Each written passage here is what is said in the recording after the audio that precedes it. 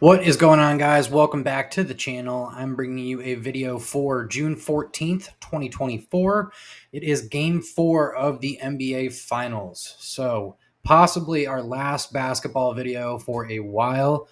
Unfortunate. It is kind of hard, I'm not going to lie, to make player prop picks for these games just because we only have one. It's so much easier during the regular season when we have so many different options.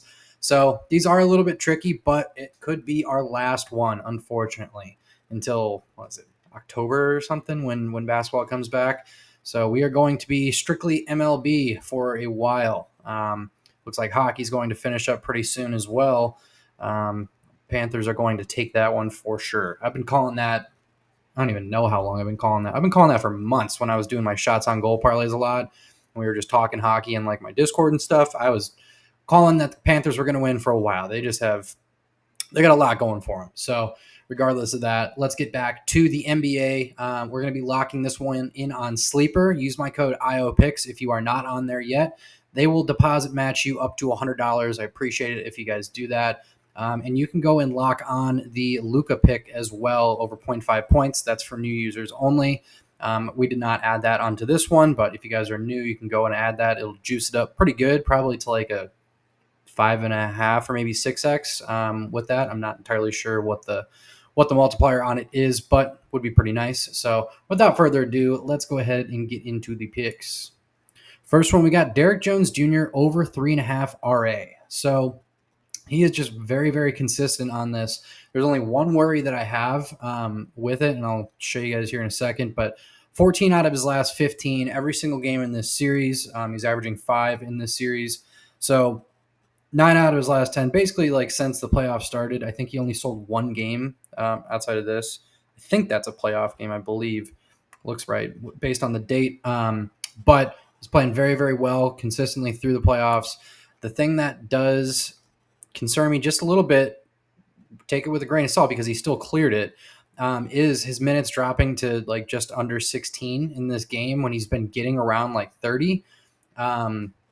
I'm not entirely sure if that was because of, I don't know if we can go into fouls here. I'm not sure if he got into foul trouble or something.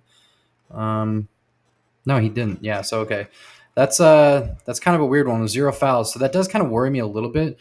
They're possibly just trying to scheme different, but he's not hurt or anything. So not entirely sure why that is. I always check their minutes, but I came down and checked. I'm like 16. That's kind of yucky. But he's still cleared with that. So assuming that we can get just regular production minutes wise out of him, even if we get close to the 30, I have very high confidence that he's going to cash this. But even on the weird minutes, he still clears, gets 4. So pretty confident in that one. It's like a 1.6x as well, so it's not anything like too crazy, but it is a straight line. So that is what we're doing for the first one.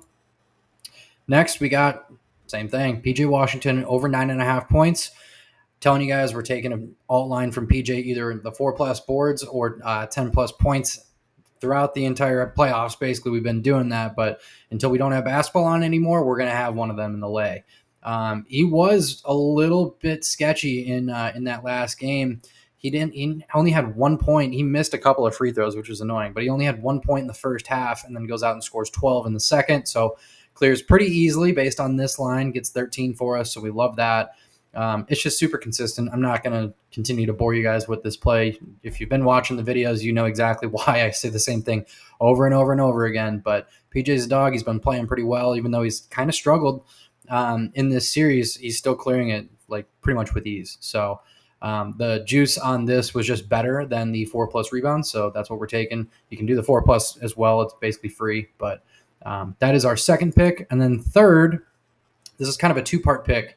We're going Jaylen Brown under 2.5 threes made. So he's not terribly consistent with this in general. I mean, 33 for 87 on the season. So it's not like he's a crazy 3-point shooter. He did hit it twice in his last 10 games, but he's only hit it in 3 out of the last 15.